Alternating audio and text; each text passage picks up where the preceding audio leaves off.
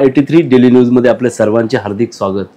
भारत हा सार्वभौमत्व देश असा मानला जातो, म्हणजे इथे हिंदू, मुस्लिम, शीख, ईसाई, ख्रिश्चन सर्व एकत्र राहतात।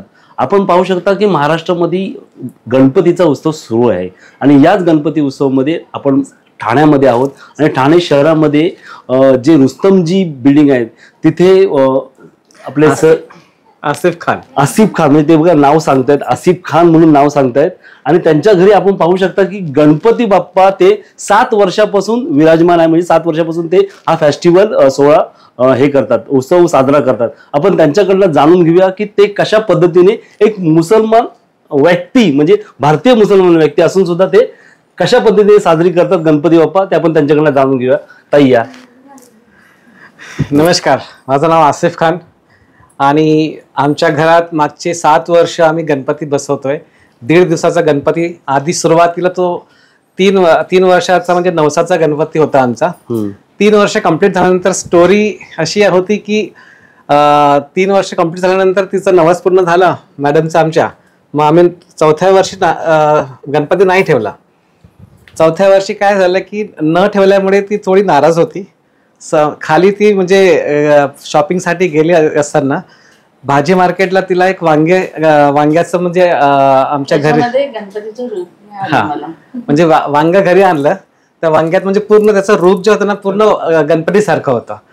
त्याच्यामुळे असं झालं की आम्ही तिला त्या वर्षी त्या वांग्याला आम्ही दीड दिवस म्हणून ठेवलं आणि मी तिला बोललो की मग तू कंटिन्यू कर, म्हणजे तुझी प्रेरणा आहे हे आहे तर तू कर। मग आता आज 7 वर्ष झाले आम्ही कंटिन्युअसली हे 1.5 दिवसाचा गणपती आमच्या घरात विराजमान असतो। एक कोकणी मिसेस तुमची आहे आणि तुम्ही स्वतः मुस्लिम समाजाचे आहात, मग कशा पद्धतीने रोज आरती किंवा भजन अशा पद्धतीने म्हणजे गणपती बाप्पाजवळ काय तुम्ही करता? ती आम्ही मुस्लिम आहोत, आता ती आम्ही मुस्लिम असताना ती महाराष्ट्रीयन फॅमिलीमधून आहे, पण मी तिला कधी फोर्स केला नाही। आता आमच्या लग्नाला ऑलमोस्ट 18 वर्ष झाले।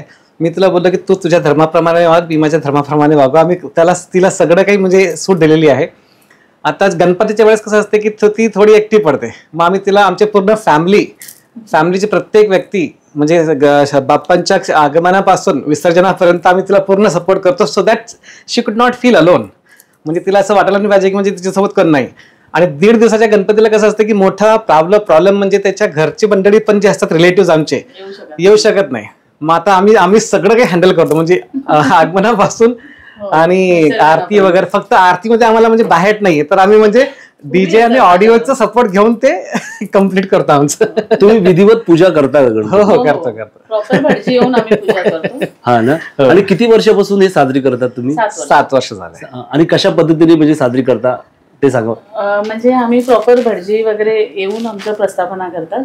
हे ऍक्च्युली 7 वर्ष म्हणजे मी 3 वर्षाचाच नवस केलेला, पण 3 वर्षानंतर मी 4थ्या वर्षी बसवला नाही आणि त्या वर्षी मला एक वांग्याच्या रूपात मला गणपती बाप्पा माझ्या घरी आले आणि तेच मग आसिफने पुढे चालू ठेवलं की 1.5 दिवसाचा गणपती हा कंटिन्यू 7 वर्ष आज झाली।